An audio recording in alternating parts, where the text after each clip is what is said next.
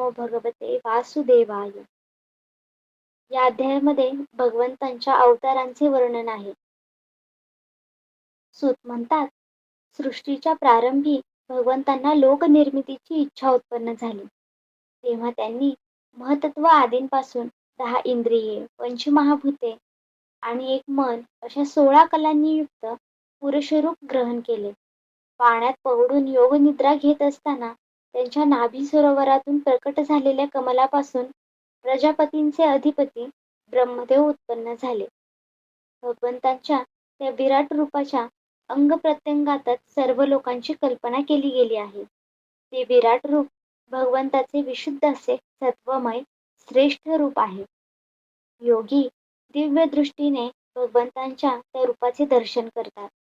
भगवंतांच्या त्या रूपाला हजारो पाय, जांघा, हात आणि मुखे असल्याने ते अत्यंत विलक्षण आहे.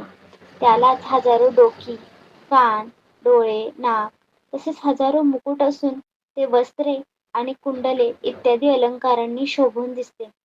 भगवंतांचे हे पुरुष रूप, ज्याला नारायण म्हणतात, अनेक अवतारांचे उगमस्थान आहे. यातूनच सर्व अवतार प्रकट होतात.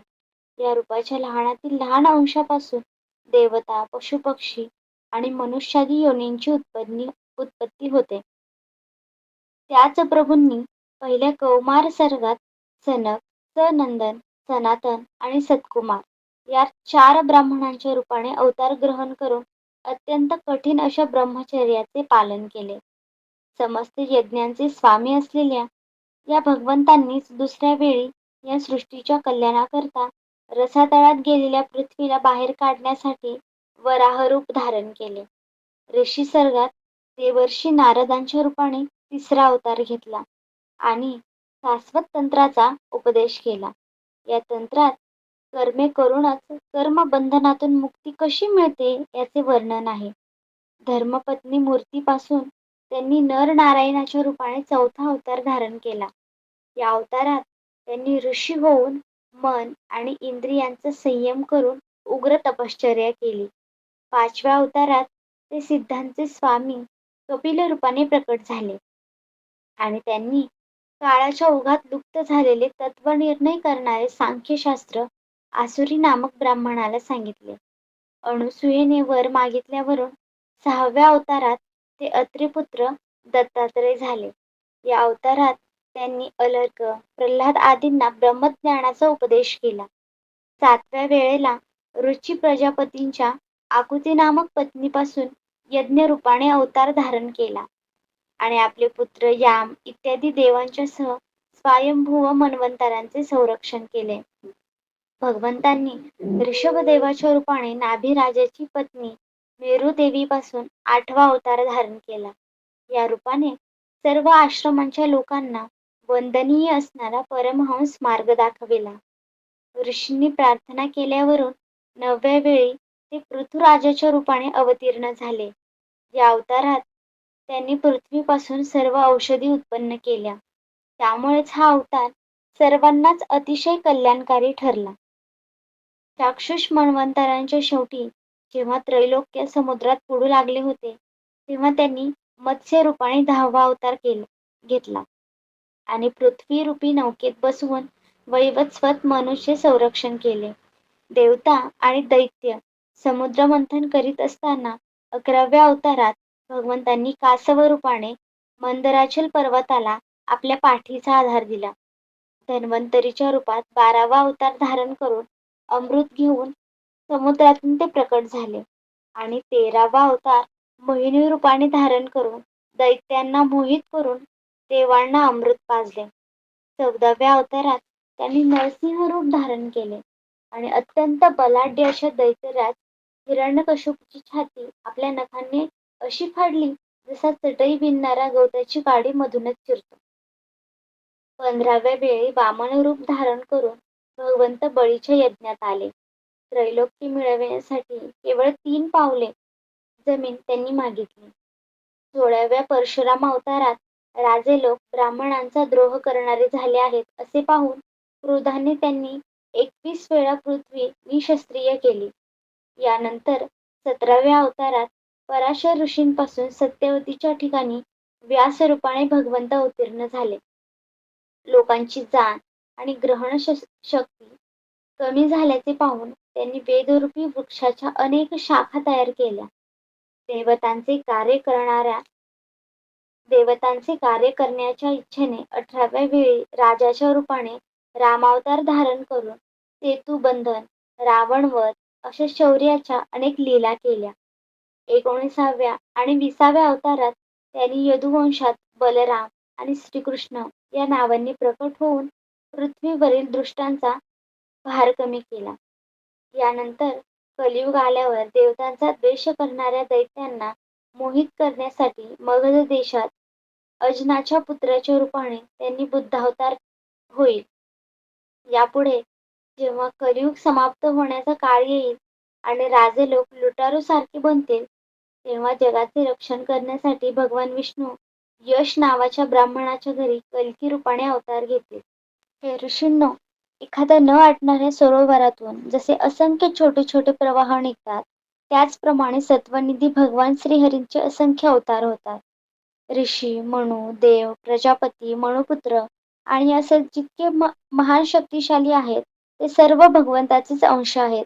हे सर्व भगवंतांचे अंशावतार किंवा कला अवतार आहेत. परंतु श्रीकृष्ण स्वतः भगवंत आहेत. जेव्हा प्रजा दैत्याच्या अत्याचारांनी व्याकुळ होते, तेव्हा युगायुगात अनेक रूपे धारण करून भगवंत प्रजेचे रक्षण करतात. भगवंतांच्या दिव्य जन्मांची ही रहस्यमय कथा जो मनुष्य एकाग्र चित्तेने सायंकाळी आणि प्रातःकाळी भक्तीने पाठ करतो, तो सर्व दुःखांपासून मुक्त होतो. निराकार चिन्मय भगवंतांचे जे हे स्थूल जगदाकार रूप आहे, ते त्यांच्याच मायेच्या महतत्ववादी गुणांनी भगवंतावर कल्पिले आहे. जसा अल्पबुद्धी माणूस ढगांचा आकाशावर आणि धुळीचा वायुरूप आरोप करतो, त्याचप्रमाणे अविवेकी पुरुष साक्षी असलेल्या आत्म्यावर दृश्य जगताचा आरोप करतो.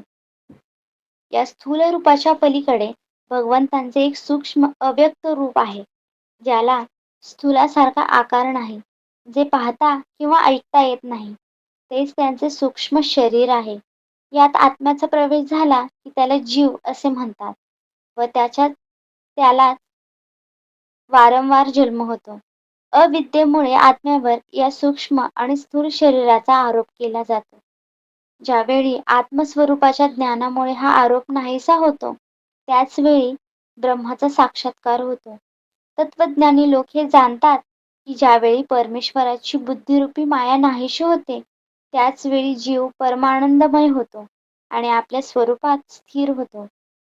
वास्तविक ज्यांना जन्म कर्म नाही, त्या हृदयेश्वर भगवंतांच्या मायाश्रित जन्मकर्मांचे तत्वज्ञानी लोक याच प्रकारे वर्णन करतात. कारण भगवंतांचे जन्म कर्म वेदांचे गोपनीय असे रहस्य आहे. भगवंतांची लीला निश्चित कार्य करणारी आहे. ते लीलेनेच या सृष्टीची उत्पत्ती, पालन आणि संहार करतात, परंतु त्यात आसक्त होत नाहीत. प्राण्यांच्या अंतःकरणात गुप्तपणे राहून ज्ञानेंद्रिये आणि मनाचे नियंत्रण करून त्या विषयांना ग्रहणही करतात, परंतु ते स्वतंत्र असल्याने त्यापासून अलिप्त राहतात. ज्याप्रमाणे अज्ञानी मनुष्य नटांनी केलेल्या करामध्ये समजू शकत नाही, त्याप्रमाणे आपले संकल्प आणि वेदवाणीद्वारा भगवंतांनी प्रकट केलेल्या अनंत नाम आणि रूपांना तसेच त्यांच्या लीलांना अल्पबुद्धी जीव अनेक तर्क आणि युक्तींनी ओळखू शकत नाहीत. चक्रपाणी भगवंतांची शक्ती आणि पराक्रम अनंत आहेत. ते सर्व जगताच्या पलीकडचे आहेत.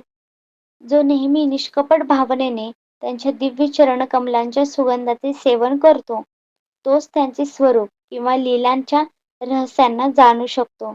हे ऋषींनो, आपण मोठे भाग्यशाली आहात, कारण सर्वांचे स्वामी असणाऱ्या भगवान श्रीकृष्णांविषयी आत्मभाव ठेवून त्यांचेवर अनन्य प्रेम करीत आहात. त्यामुळे या जन्म मरण रूप संसारात परत यावे लागत नाही. भगवान वेदव्यासांनी हे वेदतुल्य भगवत चरित्राचे परिपूर्ण असे भागवत नामाचे पुराण लिहिले आहे. त्यांनी हे प्रशंसनीय कल्याणकारी महापुराण लोकांच्या परम कल्याणासाठी आपल्या आत्मज्ञान शिरोमणी पुत्राला सांगितले. यात सर्व वेद आणि इतिहासांचे सार संग्रहित केले आहे. शुकदेवांनी हे महाराज परीक्षिताला ऐकवले. त्यावेळी परीक्षित सभोवताली श्रेष्ठ ऋषींसह आमरण उपोषणाचे व्रत घेऊन गंगा तटाकी बसला होता. भगवान श्रीकृष्ण जेव्हा धर्म, ज्ञान इत्यादींसह आपल्या परमधामाला गेले, तेव्हा या कलियुगातील जे लोक अज्ञानरूपी अंधकाराने अंध झाले, त्यांच्यासाठी हा पुराणरूपी सूर्य उगवला. हे ऋषींनो, जेव्हा महातेजस्वी श्री शुक तेथे या पुराणाची कथा सांगत होते, तेव्हा मी तेथे बसलो होतो. तेथे मी त्यांच्या कृपापूर्ण संमतीने अध्ययन केले. माझे जसे अध्ययन झाले आणि माझ्या बुद्धीने जे जितके ग्रहण केले, त्यानुसार मी आपणास सांगेल. अध्याय समाप्त. झालेली सेवा तुम्हा सर्व संत श्रोत्यांच्या चरणी अर्पण. वाचनामध्ये जर काही चूक झाली असेल तर क्षमा असावी.